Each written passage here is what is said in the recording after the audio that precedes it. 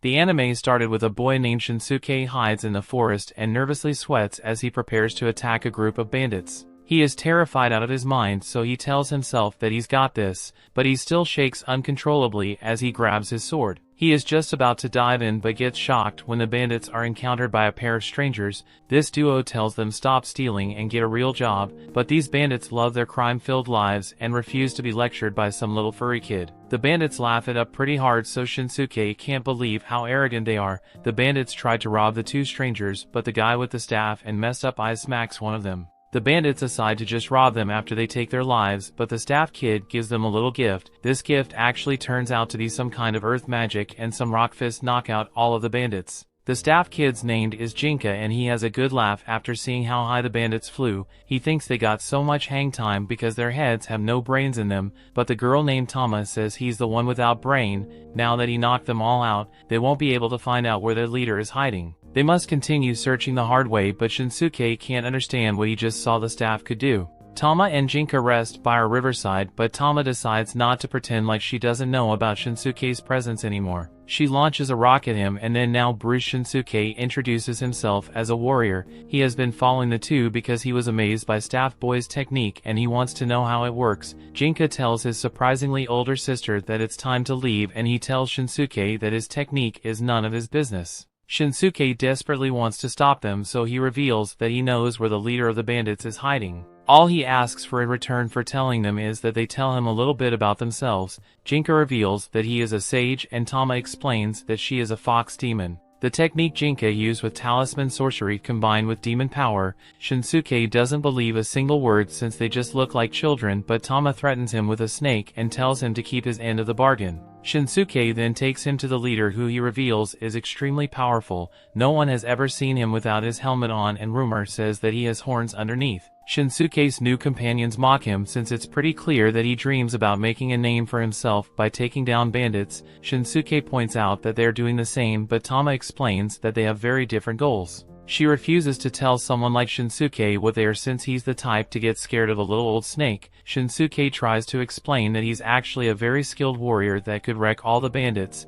but he says it way too loudly. Our group is quickly surrounded by the bandits, but Tama reminds Jinka that their goal is to talk sense into them. Tama meets with the leader and shockingly demands that they all leave. Everyone laughs at her for being naive, but she stops Jinka from fighting all of them so that she can keep trying to talk to them. She makes a long speech about how they will eventually fail to keep up with this criminal lifestyle as they get older, and laughs as she thinks she did a good job. Shinsuke can't believe she came all this way just to say that, and the bandits are extremely irritated. They prepare to attack the little furry, but Jinka easily stops them. Jinka points out that humans aren't worth their trouble, but Tama wishes he would keep his short temper in check. The leader orders for them to be eliminated, but Jinka just starts thrashing them around. Shinsuke is stand since his bandit group is well known for being untouchable, but Jinka alone handling them. Shinsuke comes under attack but finds his strength within himself to strike the bandit down. The other two were shocked that Shinsuke's helmet-splitting move was actually real, and Shinsuke can hardly believe it himself. However, Shinsuke gets way too confident way too quickly. He charges at the leader with the intention of splitting his helmet as well, but everyone is surprised to see arms come out of the leader's head. Some little monsters gold Shin for forcing him to reveal himself, and all the bandits can't believe what they are seeing. This thing is referred to as a katawara, an otherworldly creature. Jinka reveals that it must be strong since it managed to stay hidden for so long, but he thinks they might be able to beat it if he uses spirit transformation. This monster then furiously attacks the group and vows to end their lives. Tama then surprisingly bites herself, and Jinka helps himself to some of her blood. The area around them begins to glow as Tama's hair color changes and energy bursts from Jinko's body. He has seriously powered up, so Tama explains that spirit transformation is a technique where someone harmonizes with a demon and they partially transform into one. Once Jinka dons his demon body, he is invincible. This invincibility is quickly put to the test by the bandits, but there are no match for him. The monster decides that it will take matters into his own hands by eating Jinka's eyes, and Shinsuke wonders if Jinka really planning to fight just using his staffs.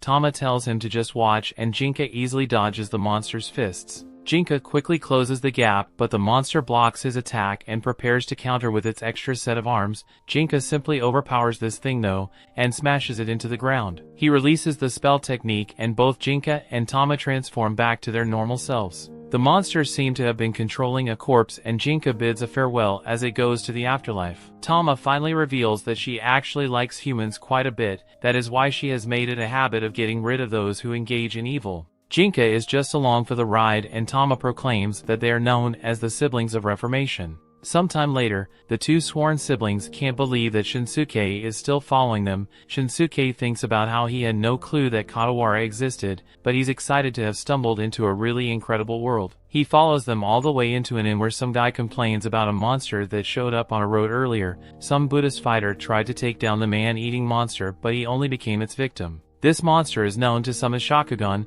The witness reveals that the fighting monk named Sharon got fanned by this monster, but this just makes one of the other demon fighting monks furious. They determine that they must settle the matter and demand that no one else interfere. Shinsuke thinks that they should keep Tama a secret, since the monks might want to eliminate her for being a demon fox, but these guys already know. They have trained their entire lives to gain immense power, and they only go after Savari demons, the types that pose a threat to humans. Tama wonders if Shinsuke is there to help them reform the world, but Shinsuke says that he just arrived at the end by coincidence. He decides to stay the night because he's just too tired, but Jinka gets annoyed. Tama tells him not to be so hard on the kid though, since he showed a lot of heart when he tried to attack the leader. In the middle of the night, Shinsuke wakes up and rushes outside where he does some training. His mind is plagued with the thoughts of how he was bullied for being weak, and no one ever believed him when he told them that his father was a samurai. He thinks about how he was able to get the monster to reveal itself and wonders if he could defeat a demon one day. Shinsuke plans to stick with the two strangers in the hopes of making himself stronger.